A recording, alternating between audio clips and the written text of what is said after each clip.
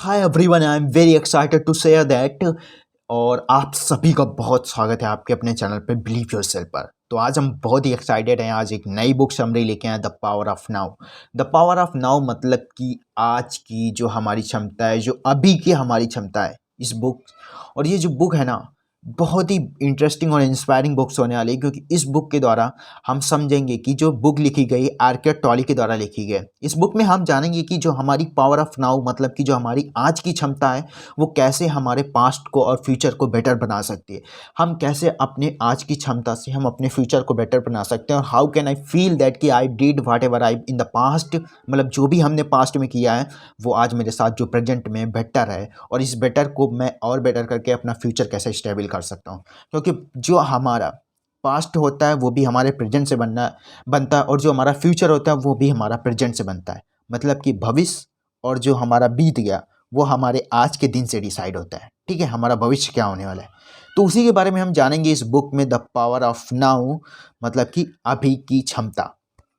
तो इस किताब में हम जानेंगे कि कैसे हम इस बुक की समरी सुन के ब्रेन के पावरफुल विचारों को हम कंट्रोल करने की सहायता मिलेगी, और आप हमेशा खुशी के स्टेट में जीना सीख जाएंगे। इससे आपकी बॉडी एनर्जी भी भरी रहेगी, और आप बहुत ही लेस स्ट्रेस फील करेंगे।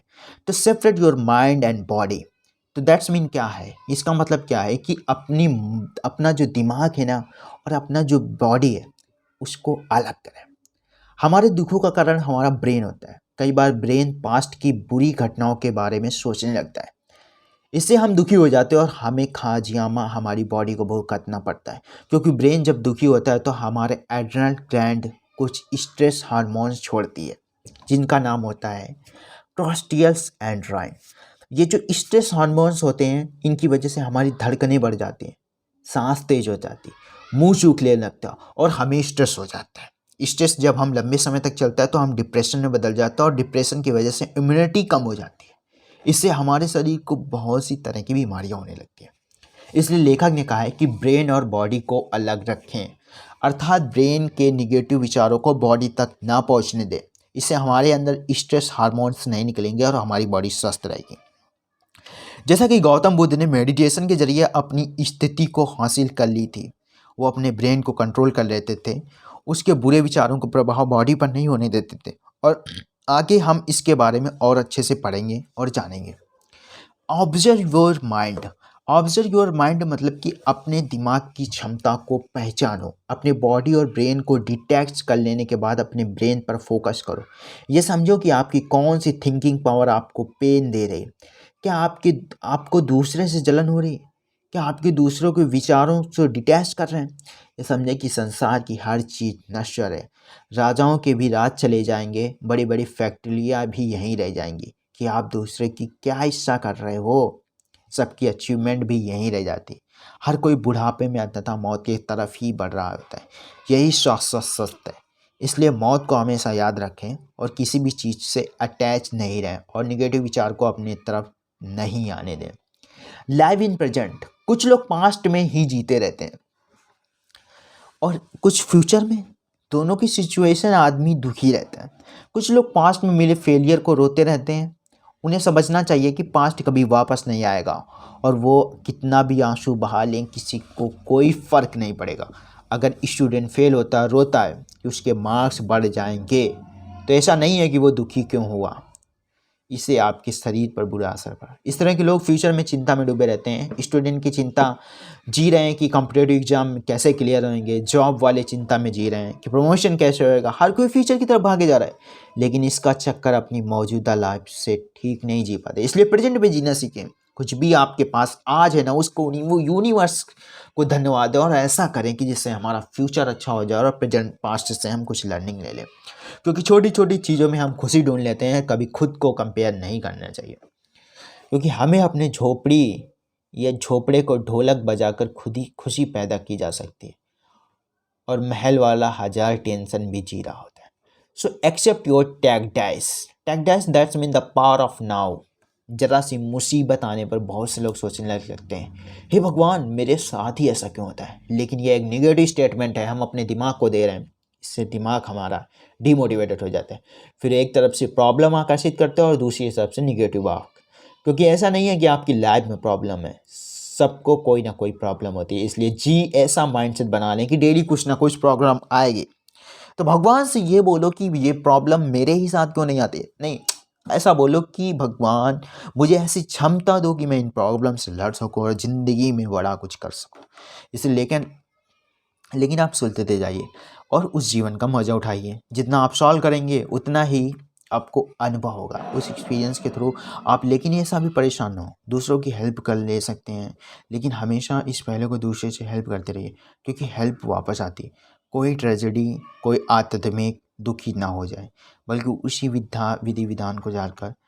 सो बी इन द अलर्ट से हमेशा। और जो हमारा फिफ्थ पॉइंट होने वाला है, बी इन द अलर्ट से, दैट्स मीन हमेशा एक ऐसे अलर्ट शेप में रहें। अच्छे दिन आने पर मज़े में डूब जाते हैं और ज़िंदगी पर ज़्यादा ध्यान नहीं देते, लेकिन ज़िंदगी पल पल बदल सकती है, इसलिए हमेशा सजग रहें। अगर आप कोई क्रिएटिव काम करना चाहते हैं तो आपको हमेशा के लिए अलर्ट रहना चाहिए, क्योंकि क्रिएटिव विचार अचानक से आते हैं और कभी कभी भी आ सकते हैं। और हो सकता है आप सब्जी खरीद रहे हो तब आ जाए, कहीं यात्रा कर रहे हो तब आ जाए, और उसी समय नोट कर लें, क्योंकि वो जल्दी से ही गायब हो जाएगा।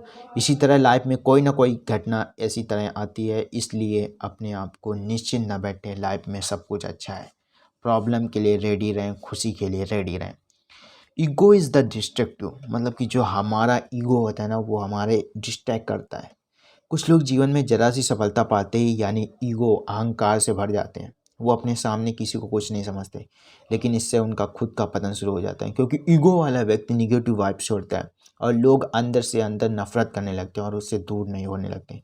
इंसान सोशल एनिमल है, उसे सोसाइटी की ज़रूरत पड़ती है, लेकिन अगर सोसाइटी में लोग आपको नापसंद करने लगते, मुसीबत के समय आपको हेल्प नहीं मिलेगी। साथ ही लोगों को नापसंद करने की आदमी स्ट्रेस लेवल बढ़ा रहता है, उसके झगड़े बढ़ जाते हैं, इसका स्ट्रेस और बढ़ जाता है और अंदर से परेशान रहता है, और उसे कई तरह की हार्ट संबंधी बीमारियाँ होने लगती हैं। इसलिए कभी ईगो ना पालें। सक्सेस मिलने पर हम्बल रहें, हवा में न उड़ने लगें, इससे किसी को नहीं बल्कि आपको किसी सेहत अच्छी रहे।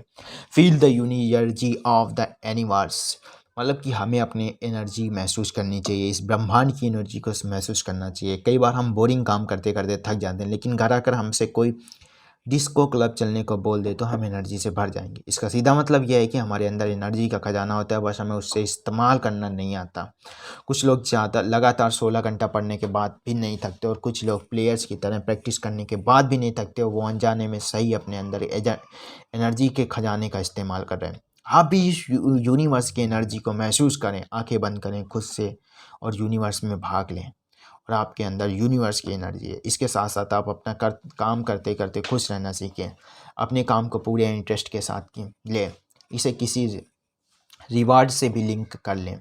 साथ ही कर्म ही पूजा माने, उसे करते रहें, आपके सच में स्पिरिचुअलिटी का एहसास होना होगा।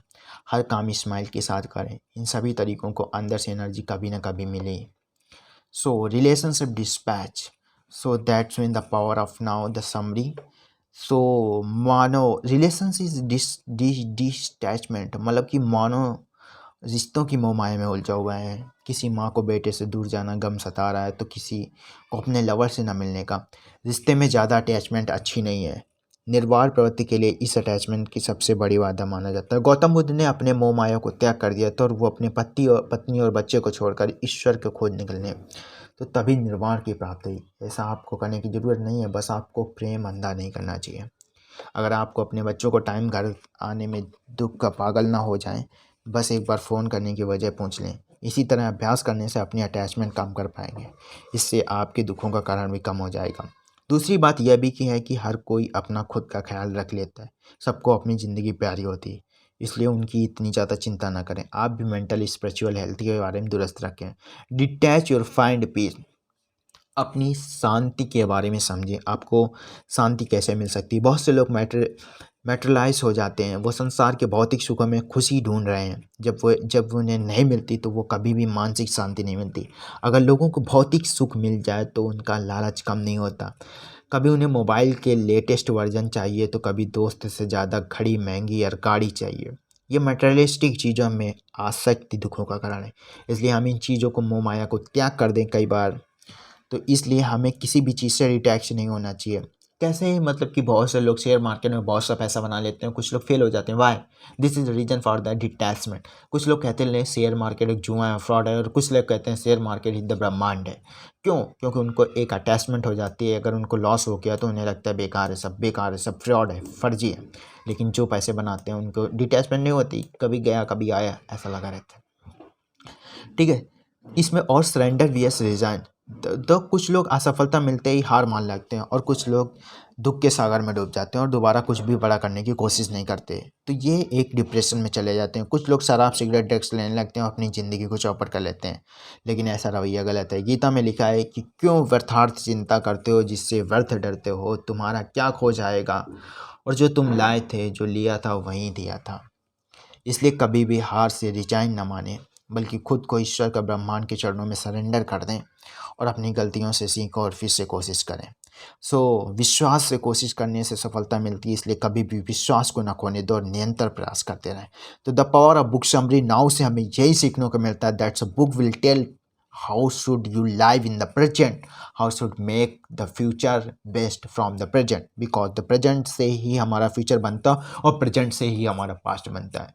तो I hope you will understand. If आप you will work on the present, मतलब अगर आप प्रेजेंट में काम करते हो कुछ अच्छा, तो फ्यूचर में आपको डेफिनेटली रिटर्न मिलने वाला है। लेट सपोज आज मैं वीडियो बना रहा हूँ तो मुझे कुछ ना कुछ फ्यूचर में मिलने वाला है, क्योंकि that's the thing I expect.